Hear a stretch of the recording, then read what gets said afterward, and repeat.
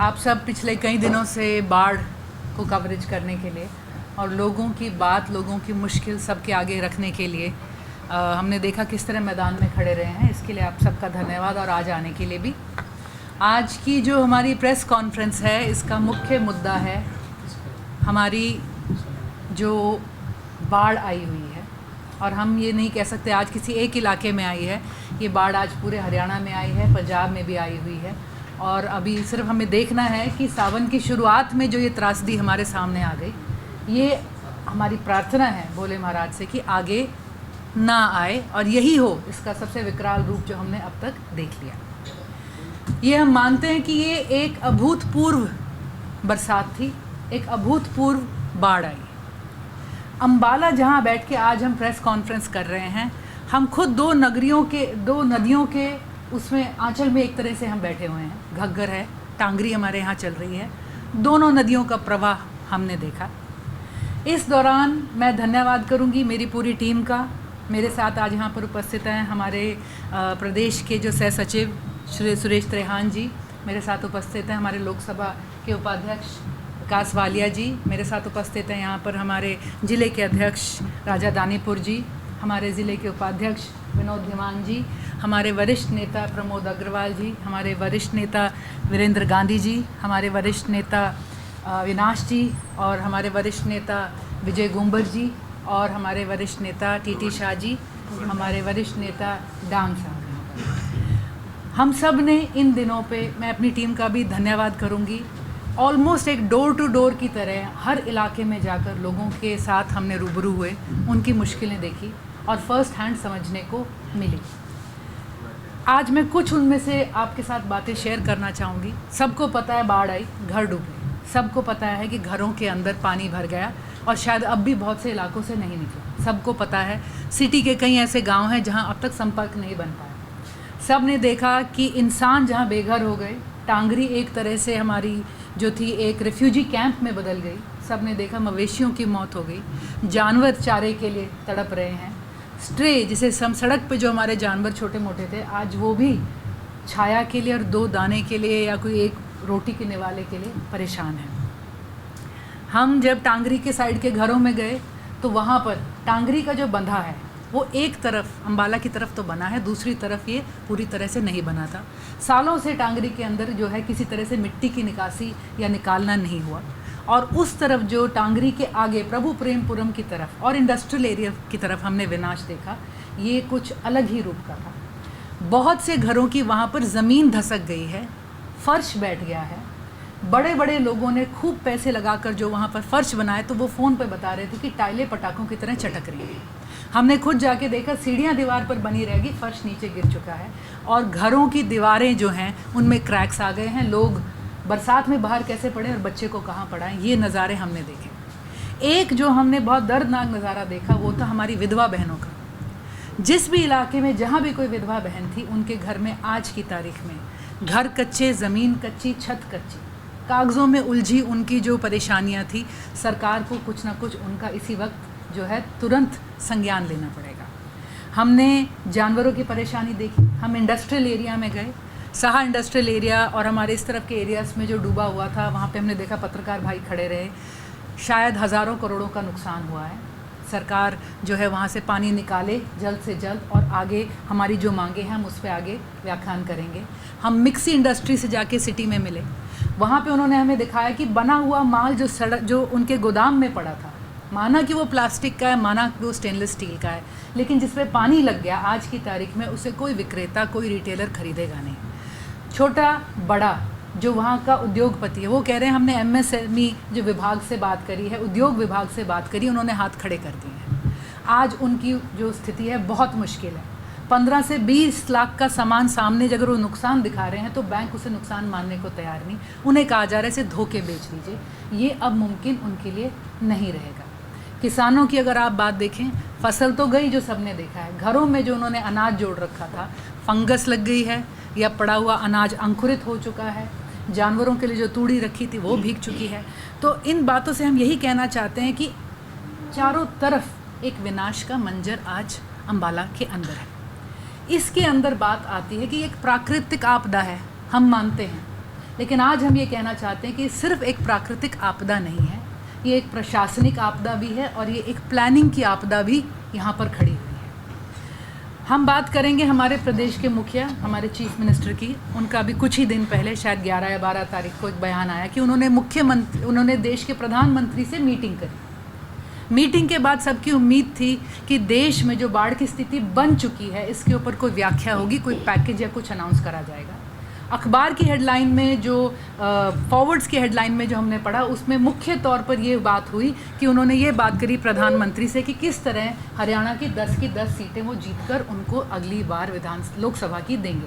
हम समझते हैं देश के मुखिया को उस वक्त कोई राहत के पैकेज की बात करनी चाहिए थी, प्रदेश को बाढ़ग्रस्त घोषित करने की बात करनी चाहिए थी, कोई अनाउंसमेंट्स करनी चाहिए थी। बड़े दुख की बात है, वो आए, उन्होंने एक हवाई दौरा करा, एरियल सर्वे वो करके यहाँ से चले गए। हम यही कहेंगे कि जो उन्होंने करा आज ये भाजपा की असलियत को दर्शाता है। आज हरियाणा में भाजपा ज़मीन पर कहीं नहीं है, सिर्फ हवाई है और आने वाले समय पर लोग इन्हें यहीं पर रखेंगे और निकाल भी देंगे। हम बात करें हमारे शहर के मुखिया, हमारे हरियाणा के गृह मंत्री श्री अनिल विज जी की। उनकी स्टेटमेंट पहले आई थी कि हमने सब तैयारी कर ली है।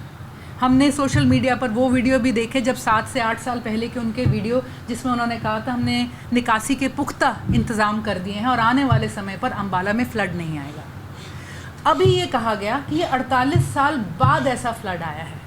तो हम सवाल करते हैं कि 48 साल मिले थे हमें इस फ्लड की तैयारी करने के लिए। 48 सालों में अम्बाला के मूलभूत ढांचे में, निकासी में क्या विकास, क्या डेवलपमेंट, क्या इंफ्रास्ट्रक्चरल इनपुट करा गया है जिससे इसका इजाद हो सके। दूसरी बात, हम बड़े दुख से कहते हैं कि पिछले 48 सालों में से 30 साल अम्बाला की नुमाइंदगी अनिल विज जी ने करी है। आज एक बंधे पर बैठकर कुछ घंटों की दुहाई देकर 2 पंप के चलने ना चलने के ऊपर अपनी कर्मठता दिखाने के लिए अगर उन्हें आना पड़ रहा है, हम समझते हैं बड़े दुख की बात है। आज अम्बाला के अंदर बाढ़ आई। मुख्यमंत्री जी का आज एक बयान मैं कहीं पढ़ रही थी, उन्होंने कहा कि इस वक्त जो कोई आरोप लगाएगा तो ये तुच्छ राजनीति है। हम समझते हैं कि इस वक्त एक प्राकृतिक आपदा की आड़ में वो अपनी जवाबदेही और अपनी जिम्मेवारी से पीछे नहीं हट सकते। प्राकृतिक आपदा में जो लोग हमारे फंसे हैं, हमें आज उनसे संवेदना है। जो हमारे साथी जिनकी जान चली गई, आज उनके परिवारों को हम श्रद्धांजलि भी अर्पित करते हैं, हम शोक भी उनको अर्पित करते हैं। जो नुकसान हुआ है, हम यही कह सकते हैं कि हम आपके साथ खड़े हैं। लेकिन इन बातों पे, इन प्रशासनिक आपदा पे सरकार को, इस हमारे प्रदेश के, हमारे शहर के जो सरकार है, उन्हें जवाब देना पड़ेगा। अम्बाला के अंदर सीवरेज, गार्बेज, ड्रेनेज, 3 मुद्दे हमेशा खड़े रहे। हम सालों से इन मुद्दों की बात करते रहे क्योंकि लेकिन कोई आपदा सर पर नहीं थी, इसलिए लोगों को इस बात का महत्व कभी एहसास नहीं हुआ। और ये सीवरेज, गार्बेज, ड्रेनेज, निकासी, मल और कूड़ा, ये सब चीज़ें इकट्ठी हुई। इसके साथ इकट्ठी हुई बातें किस तरह की कि जो हमारी स्वाभाविक निकासियाँ थी, जो अम्बाला की डिक्कियाँ थी, अम्बाला में जो विकास रहा है उसकी एक दिशा रही है डेकोरेशन वर्सेस डेवलपमेंट। अम्बाला के अंदर सजावट के ऊपर गार्डन, पार्क, फव्वारे, गेट, स्मारक, जितना पैसा इनके ऊपर लगाया गया, अगर ये ड्रेनेज, सीवरेज और सिर्फ गार्बेज पे लगाया जाता तो अम्बाला को आप सिंगापुर यूं ही बना बैठते। ये तीनों प्रॉब्लम्स वहीं पर हैं। ये गेट, स्मारक और इनको बनाने के चक्रों में अम्बाला की जो स्वाभाविक डिक्कियाँ थी, जो पानी को संभाल लेती थी, आज वो बंद पड़ी है। अम्बाला में जो नाले बनाए गए, ज़मीनी ढलान को नज़रअंदाज करते हुए नाले बनाए गए, उनके ऊपर की पुलियाँ ज़मीन से ऊंची हो गई। छोटे छोटे बांध बनकर अम्बाला के पॉश इलाके जैसे कि हाउसिंग बोर्ड कॉलोनी, ये सब अब की बार डूबने की कगार पर खड़े रहे और आखिर में जाके इन इलाकों से आज पानी उतरा। अम्बाला में पानी की निकासी के लिए पंपिंग और डंपिंग स्टेशन बनाया गया है। हम मिल के इलाके में बने स्टेशन की ही बात कर लें, 4 पंप्स थे जिसमें से 2 ही चल रहे थे और ये है सारे पैसे, सारी तैयारियां और सारे दामों के बाद। घोर बरसात में जब पंप स्टेशन पर हम गए तो उस वक्त वहाँ पर लोगों की भीड़ जमा थी और उन्होंने एक ही बात कही और दिखाया भी, प्रत्यक्ष में दिखाया कि सिर्फ 2 पंप काम कर रहे थे। लाखों का जेनसेट वहाँ पर इंस्टॉल्ड है। वो जेनसेट उस वक्त बंद पड़ा हुआ था, किराए के जनरेटर लाके खड़े करे थे, कोई फट गया था, कोई फंसा खड़ा था। तो कहाँ है सरकार की प्लानिंग? हम कहते हैं कि जो भी आज दुर्भाग्य हमारे सामने खड़ा है, प्राकृतिक आपदा थी, लेकिन प्रशासनिक आपदा और प्लानिंग की आपदा ने अम्बाला के हाल और भी ज़्यादा बुरे करे। हम इस बार ये कहेंगे कि जिन लोगों ने, और हम उन अफसरों की भी धन्यवाद और दाद देंगे, हम उन पत्रकार साथियों की भी धन्यवाद और दाद देंगे जो बाढ़ के समय मैदान में डटे रहे। हम आर्मी का धन्यवाद करते हैं, वो पहुँचे और उन्होंने मदद दिलवाई। लेकिन जब तक आर्मी की बोट्स नहीं आई थी तो ये भी हास्यास्पद कही जाए या दुखद बात कही जाए कि सुभाष पार्क की बोटिंग मशीनों को ले जाकर लोगों को रेस्क्यू करा गया। जब बाढ़ बढ़ चुकी थी तो पूरे हरियाणा से हर ज़िले के रिसोर्स अम्बाला को अवेलेबल होने चाहिए थे, हर फ्लडेड एरिया को अवेलेबल होने चाहिए थे। लोग रात के 1 बजे तक 3 बजे तक फ़ोन करते रहे और रोते रहे फ़ोनों पर कि हम फंसे हुए हैं, हमारे बच्चों को निकाल लें। हम समझते हैं प्रशासन तैयार नहीं था, प्रशासन ने हर कदम थोड़ा देरी से उठाया। इसके अंदर हम धन्यवाद करते हैं हर व्यक्ति का, हर संस्था का, उन गुरुद्वारों का, उन लोगों का, हाँ गुरुद्वारों का जिन्होंने लंगर चलाए और पानी चलाए और हर जगह पे मदद मुहैया कराने की कोशिश करी। आज हम यही कहेंगे कि हम कुछ मांग करना चाहते हैं सरकार से। ये मांगें एक, मैं कहूँगी एक निचोड़ है एक तरह से, जो हमने अब तक का सारा मंजर देखा है, चाहे उसमें किसान है, चाहे आम जन है, चाहे उसमें उद्योगपति है, चाहे विक्रेता और दुकानदार है। हमारी हरियाणा सरकार से मांगे कुछ ये हैं कि सबसे पहले और सबसे प्रमुख तौर पर हरियाणा के हर बाढ़ग्रस्त इलाके को बाढ़ग्रस्त घोषित किया जाए, जिससे हमें PM CM relief fund, state और सेंटर की कोई भी ग्रांट, कोई भी एजेंसी, कोई भी इंफ्रास्ट्रक्चर अगर हमें मिल सकता है तो वो जल्द से जल्द मुहैया कराएं। इस बात में कोई देरी या विलम्ब अब हम और प्रदेश की जनता अफोर्ड नहीं कर सकते। आम आदमी पार्टी ये डिमांड करती है कि साइंस उद्योग, मिक्सी उद्योग, कपड़ा मार्केट, हमारे रिटेलर्स, हमारी ग्लास ब्लोइंग इंडस्ट्री जो कि अम्बाला के आसपास जो निर्धारित है, और भी आसपास के इलाकों में जहाँ जहाँ इंडस्ट्री टारगेटेड है, जहाँ जहाँ किसान आपका दबा हुआ है, इन सब के सारे नुकसान का जल्द से जल्द एक मुआवजा करा जाए। हम ये भी मानते हैं कि हर जगह अफसर पहुंचकर नहीं कर पाएगा, लोगों को अपनी रिपेयर स्टार्ट करनी है, लोगों को अनुमति, परमिशन या सिस्टम बताया जाए, वो अपनी वीडियोग्राफी कर जल्द से जल्द अपलोड करें या शेयर कर दें ताकि उसके आंकलन पर उनको मुआवजा बाद में हम दे सकें। इलाके के लगभग 90% दुकानदारों को, व्यापारियों को, उनको बाढ़ का नुकसान झेलना पड़ा है। इनका भी सर्वेक्षण हो और उचित मुआवजा इनके लिए अनाउंस किया जाए। किसानों की फसल तो गई है, किसानों की मशीनरी गई है, किसानों का जो है पशुधन गया है। हमने गांव में, सिटी में ऐसे देखे हैं जहां पर 10 से 15 गायें इकट्ठे भैंसें बंधी हुई थी और वो मर गई बंधे बताए। हम सब जानते हैं 1 से 1.5 लाख का अगर पशु किसी का गया है तो वो किसान अब कितना आर्थिक तौर पर पीछे जा चुका है। दूध के डेयरी संचालकों, गवाल मंडी में रहने वाले हमारे साथियों को, उनके जो पशु मरे हैं उनका भी एक आंकलन हो, उनका जो संसाधन या कोई मशीनरी उनकी अगर ख़राब हुई है उसका आंकलन हो, उसके लिए एक उचित मुआवजा अनाउंस किया जाए। किसानों के खेतों में जो नुकसान हुआ है, कहीं रेत कहीं मिट्टी चढ़ा है, हम समझते हैं कि सिर्फ ये फसल नहीं, अगली फसल के अंदर भी नुकसान हो सकता है, देरी हो सकती है। सरकार हुए नुकसान को 100% मानते हुए 100% मुआवजा जारी करे, अनाउंस करे, उनकी गिरदावरी जल्द से जल्द पूरी करी जाए। हमारे यहाँ पर जहाँ भी अफसर समय पर ना पहुँच पाए, वीडियोग्राफी का प्रावधान अलाउ करा जाए। जो लोग जल जमाव के चलते हुए विस्थापित हुए हैं, जिन्हें शिफ्ट करना पड़ा है, जिनके घर टूट गए हैं, उनका भी एक आंकलन करते हुए सरकार कोई ना कोई मुआवजा राशि, जिससे वो आगे काम कर सके।